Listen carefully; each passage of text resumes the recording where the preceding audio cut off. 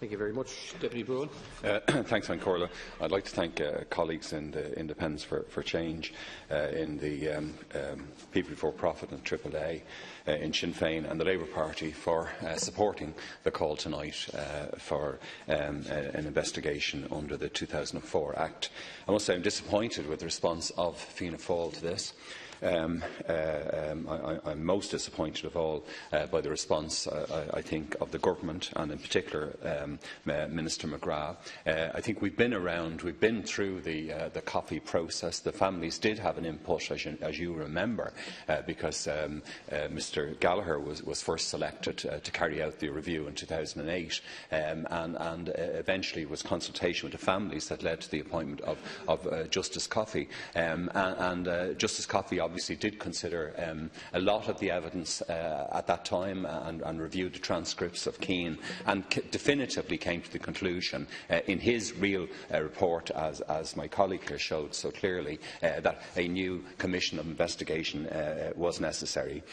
So I think we're continuing, as I said a few months ago on Leaders' Questions, with your department, Minister, stonewalling what is a clear and obvious need, the establishment of a commission of inquiry under the 2004 Act. No question that the private investigations carried out since the late 1990s make it clear the Keane Tribunal was profoundly mistaken in its conclusion that much crucial eyewitness and other evidence was missed, and that there were serious shortcomings in the forensic examination of the Gardaí and the Department of Justice.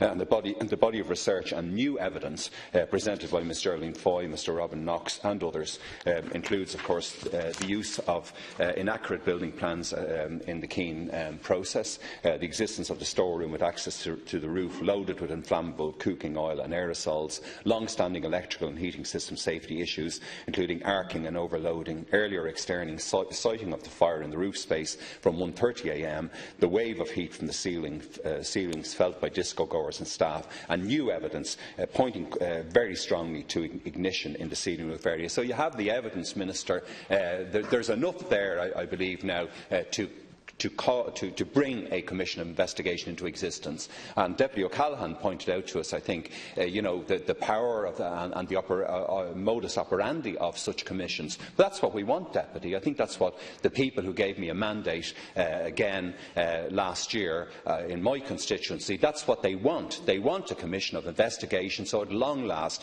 we can have justice, we can have peace, and we can have closure.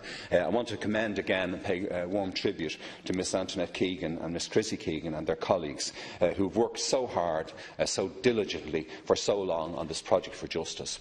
Besides the collection of new evidence, besides the interactions with this House, in late 2011, for example, Corla, they attempted to bring the Stardust disaster before the European Court of Human Rights under Article 2 of the European Convention on Human Rights, the right to life, because they felt quite correctly that the 48 tragic victims of the Stardust were denied the most fundamental right of all.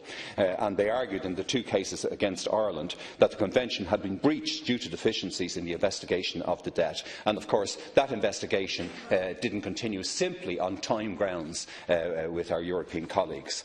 On the 23rd of June, of course, last, Minister, I again raised the need for the new Commission of Investigation into the Stardust tragedy during Leaders' Questions, and again I felt that you carried out a stonewalling exercise, and again we heard the mantra of evidence, although you have been supplied with so much important new facts.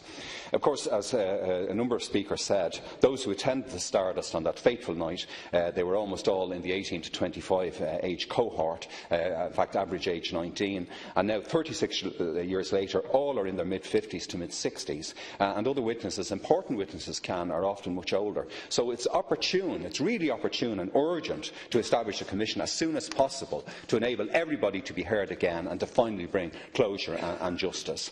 In a litany of parliamentary questions I've asked you, Minister, you referred, of course, to the Garda investigation by An Garda Síochána, and you've told me that, of course, it's complex and you can't do anything that might undercut the investigation. But the very presence of that investigation right now shows the reality of the huge range of unanswered questions, unassessed and missed evidence and profound deficiencies of the Keane Tribunal investigation. I asked you about the possibility of reopening the coroner's inquest into the deaths of the 48 young people, and you gave me again a standard reply saying inquests had been held in early March 1982 under the Coroner's Act, and that the coroner exercises quasi-judicial functions and you don't have any role in individual cases. I then, in October last, wrote again to the Dublin City Coroner and asked if the inquest would be reopened and what information would be required to do so. And Dr Moira Cullinan replied stating, and I quote, "These inquests were held before a jury and presided over by the then City Coroner, Professor Broughan. I've therefore no jurisdiction to reopen these inquests in the above circumstances." But the point is, Taoiseach, what are the circumstances that inquests could be reopened? It's incomprehensible to me, Ceann Comhairle, that we're still standing here asking for justice and closure on the matter. In preparing for today's motion, I revisited my many files on the Stardust tragedy. When one rereads the timeline of events and the continuous litany of grievous treatment of the victims and then the Victims' Committee, you can't help but feel great anger and frustration on behalf of the families. What we should be feeling, of course, is empathy, and indeed, if any of us had suffered this tragedy directly in our families, we would be reacting with great anger and determination. And a final point in conclusion, in October last year, Minister McGrath himself presented a submission to the Attorney-General, Maura Whelan, entitled, and I quote, "Insults towards the Stardust 48 victims of the disaster," end quote. Well, on this we can agree, Minister and Taoiseach, there have been 36 years of insults to these 48 young people. Only for the valiant and tenacious work of the grieving families, none of the positive actions of the campaign for justice would have come about. The finding of arson would not have been expunged. The Stardust Memorial Park would not exist. The 5 unnamed bodies would have remained unidentified. And this offer that you're coming forward, a rerun of coffee Deputy, tonight, you need to conclude now. I'm sorry. Time is concluded. To say just in conclusion, we're not quite at 2 hours, Can. Well, I'm afraid the clock that's provided for in the Business Committee. But just to say finally, I think Minister McGrath mentioned that a price cannot be put on the lives of these 48, and that is certainly the case.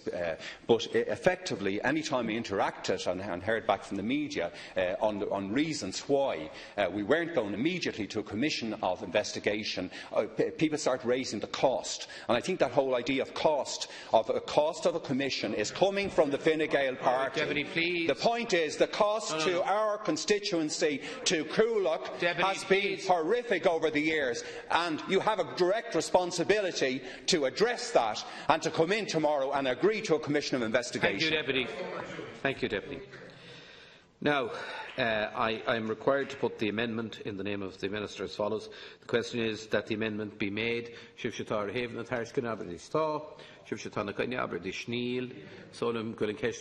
the question is